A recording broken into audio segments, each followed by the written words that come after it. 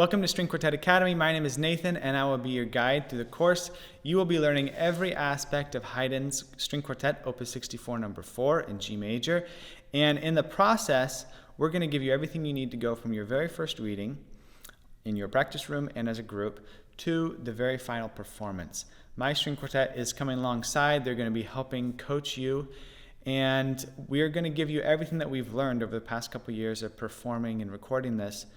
Everything that we know so that you can get off to a running head start. My hope for you is that you not only learn the music and enjoy the process, but that you really learn what it takes and have a better idea of how to learn any string quartet and what it looks like to work together in a group as a string quartet to take a piece from nothing to something.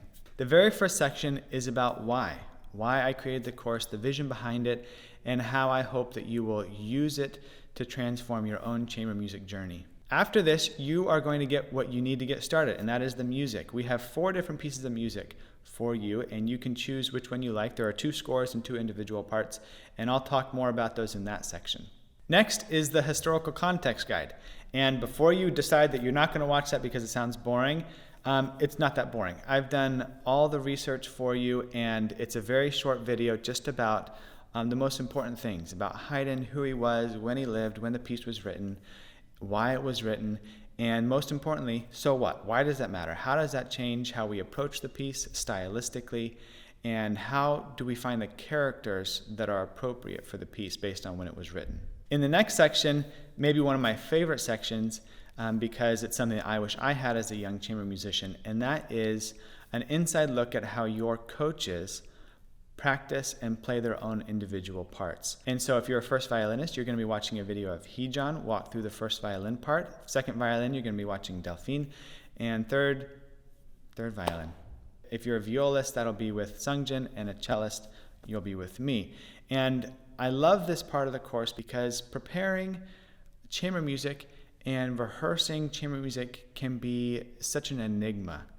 And so here you get an inside look at how we think about our parts individually, how we practice them individually, and also, more importantly, how we think of them in the context of the whole group.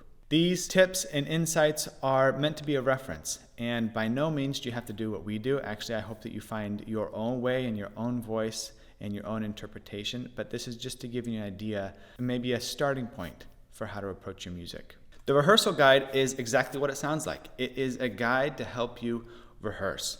And we've set it up in such a way that it walks through a typical semester, so over a 3 or 4 month period, going from not knowing the piece to a performance at the end. Sometimes we can get bogged down on the first couple movements. Maybe we read the last ones, but we find there's so much to do at the beginning that we don't really spend enough time.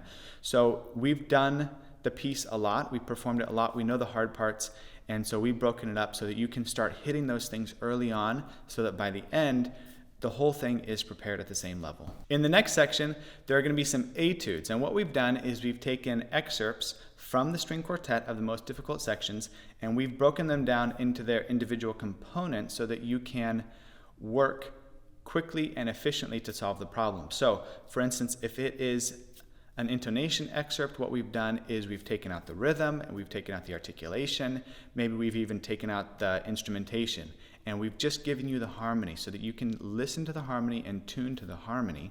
And then once you've figured that out and you can listen, then you can put it back together as a group as written, and you don't have to think so hard about the harmony because you've already worked on that. And this is to give you some ideas about how to go about working on difficult sections in string quartets that you come across. This isn't going to solve all the problems for you. There are going to be individual problems that your string quartet faces within the piece, and so you can use some of these tactics and tools in other sections to try to figure them out quickly and efficiently. In the last section, there is a video recording of my string quartet, and the way we've done it is we've done it live. There was no editing. There was also no repeats. So it was just a straight run through. And listening to other recordings can be really helpful. So don't listen just to this. You need to go out there and find some other recordings to listen to get some different ideas. But we wanted to give you an idea of what it was like to perform it live without any fixing, basically. And so it's not perfect, but we hope you enjoy it and get some ideas. And after watching the individual practice videos, the practice session videos for your own part, you can see how your individual coach actually played with the group and took the things that they were talking about in their practice session videos and incorporated them into the ensemble.